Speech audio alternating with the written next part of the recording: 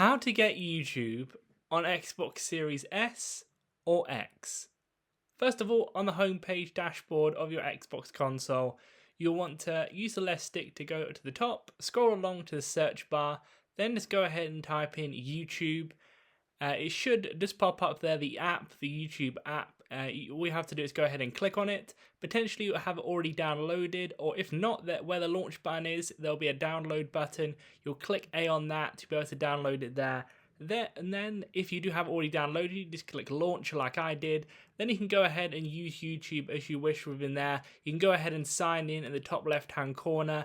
And then from there, you can actually upload videos, you can watch videos, do different things in there. You can even change the settings of your YouTube to be able to live stream, do different things like that, all within the YouTube app on the Xbox. Then once you're done with it, you can quit it like so. So please do leave a like on the video if this helped you out, and subscribe for more helpful videos just like this one.